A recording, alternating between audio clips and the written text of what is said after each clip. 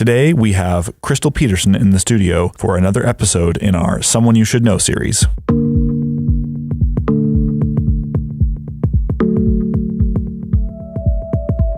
I'm Seth Weber, and you're listening to Faith Matters, a podcast designed to help you think biblically in matters of the Christian faith and keep you updated on matters of Faith Bible Church.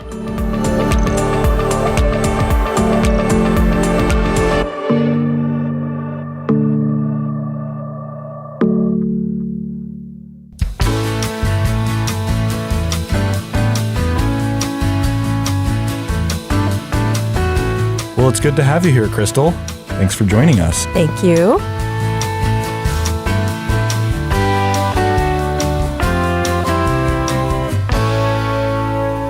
Why don't you tell us a little bit about your experience growing up? Where is your hometown and your history? We moved a lot when I was a kid. My dad, I think, had itchy feet. So I was born on the west side, and most of my extended family is on the west side of either Washington or Oregon. So Pacific Northwest. But when I was about 9, we moved to southern Texas for my dad to pursue work on the mission field, doing Christian radio that broadcast into Mexico.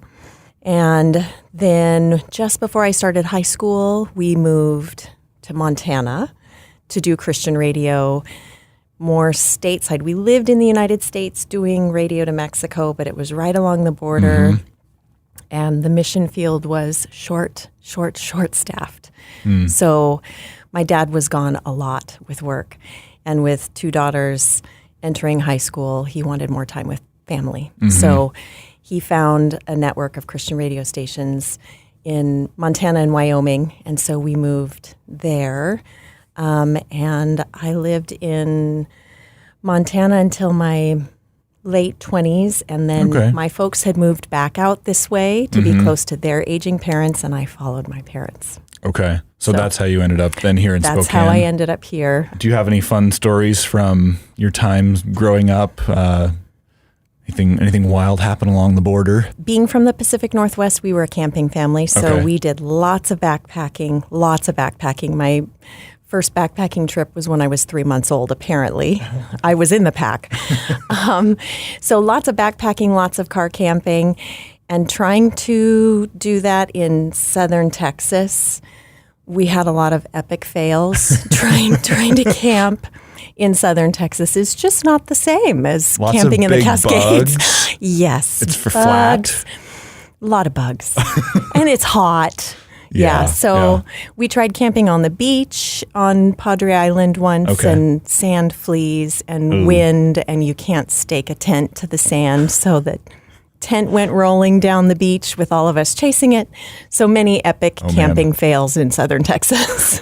So was it refreshing to get back to Montana and be in camping land? Yes. In fact, I think 2 months after we moved back to Montana, we were first backpacking trip as a family again. So, very fun. Yes. Tell me about your, where did you go to high school, and did you go anything beyond high school? I went to high school in Billings, Montana, Skyview High. Okay.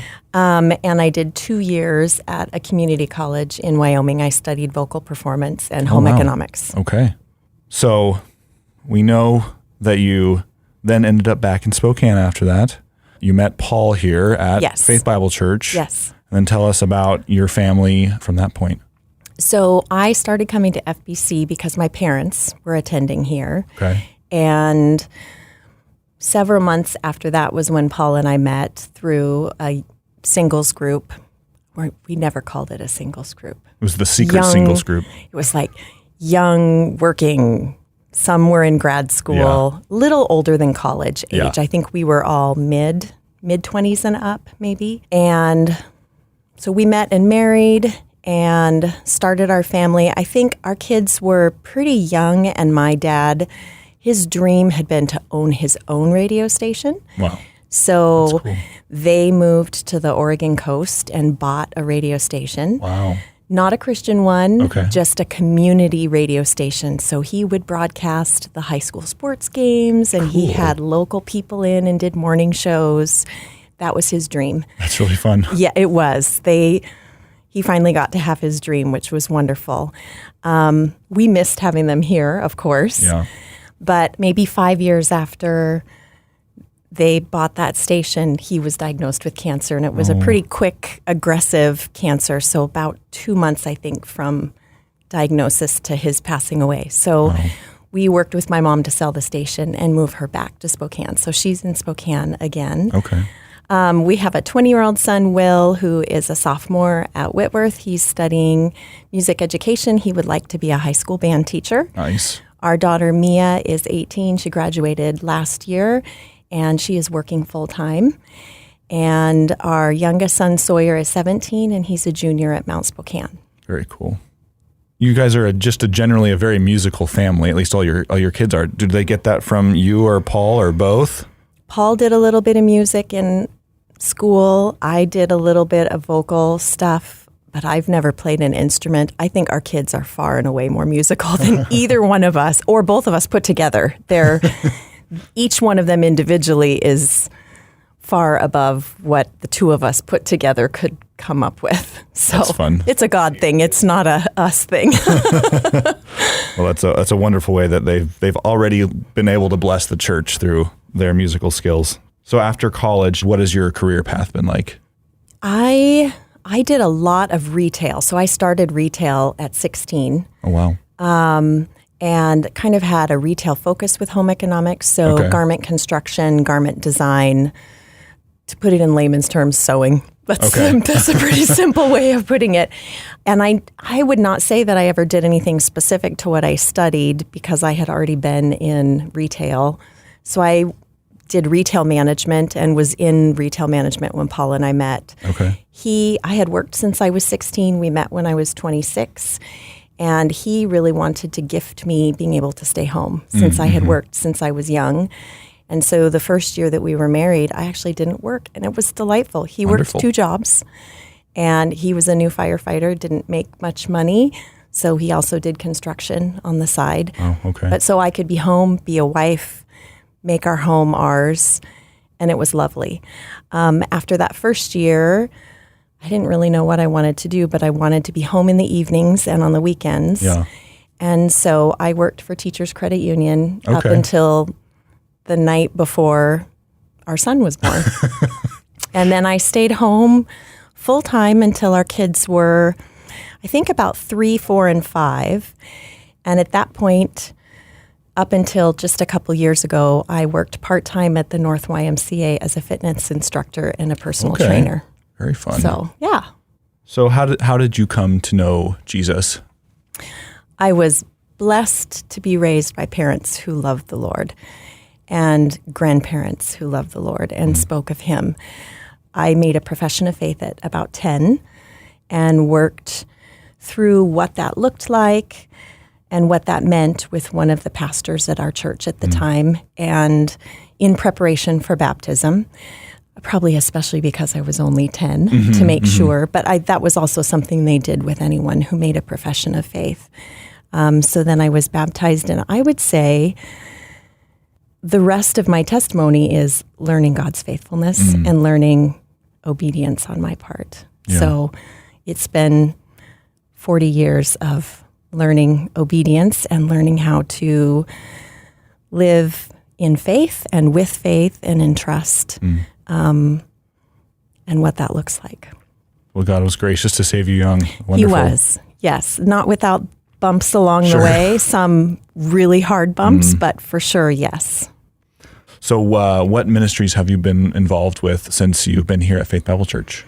Initially, I was involved with ASAF when John Dirks was here and did quite a bit of music. The worship ministry for those of you who weren't around back when it was called ASAF. Yes, thank you. It's okay. Lots of choir stuff. Nice. And then when Paul and I got married, we did Sunday school for 4s and 5s through our kids being about 4 and 5, I think. That was the first ministry that we did together. And we learned at that point that we enjoy being in ministry together rather than separately, because it's already hard to find time to spend time together. And I have done women's ministries things, but our primary ministry has typically been serving together. So Sunday school, 8 years serving in the marriage ministry, and now helping out with finance ministry. Nice.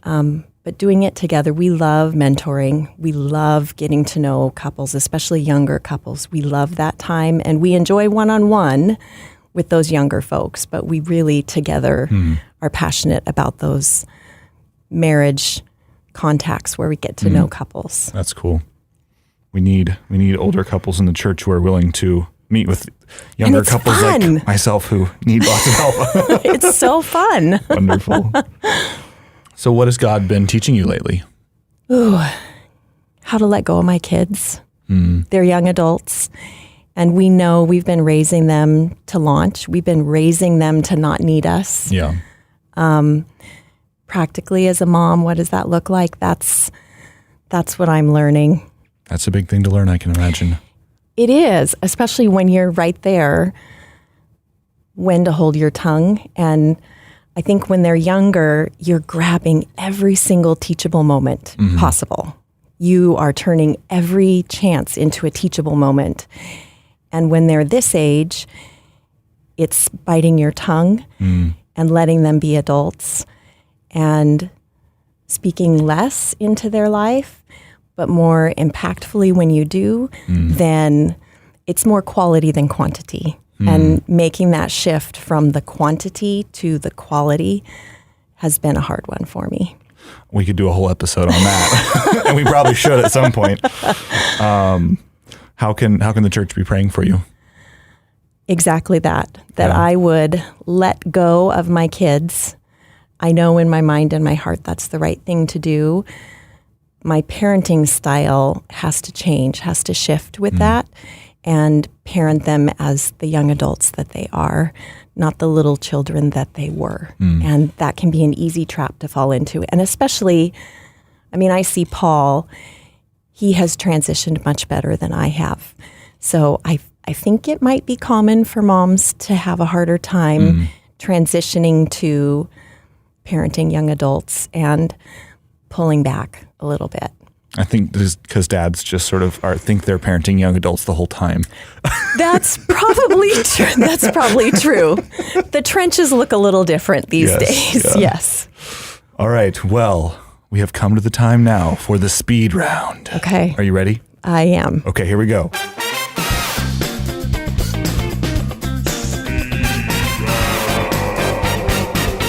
Cats or dogs? Dogs. Pineapple on pizza? Gross. So you and Paul have to, he gets the pineapple pizza and you get the non-pineapple pizza. And even picking it off is gross because then you taste pineapple on pineapple juice. Blah. That was not a speedy thing. It's okay.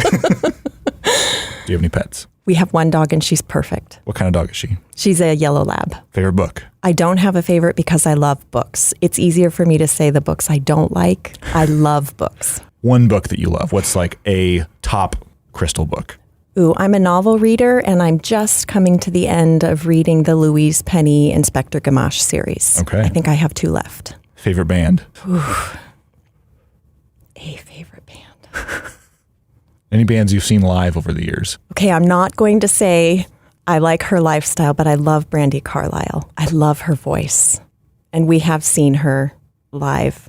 That's she fun. just has a terrific voice. Yeah. Favorite movie or TV show? We watch Jeopardy every night at 7. It's been since COVID hit, and we were really particular about our kids watching TV, and the kids couldn't go out and do stuff with their friends. And so Sawyer, our youngest, decided he was going to start watching Jeopardy, and it has become like every kind night of a family at 7. tradition. Yes. That's fun. So we're nerds. Best surprise gift? When I was pregnant with, I believe, our daughter, Paul worked with my mom to do a surprise overnight or 2-night getaway down at the Davenport. He had my bags packed. He even packed my contacts case, my contact solution, everything that I would need to be ready the next morning. And we were at dinner and he surprised me and said, "We're not going home. Your mom's watching the kids. Mom and dad are watching the kids, and we're going to go stay overnight downtown." Nice. Very fun. If you didn't have to sleep and you had extra time, what would you do with that extra time? Read. Favorite place to eat out in Spokane? Anywhere Kendall Yards. I love Kendall Yards. Okay. Well, thank you so much for joining us, Crystal. It's been fun getting to know you a little bit more. Thanks for having me.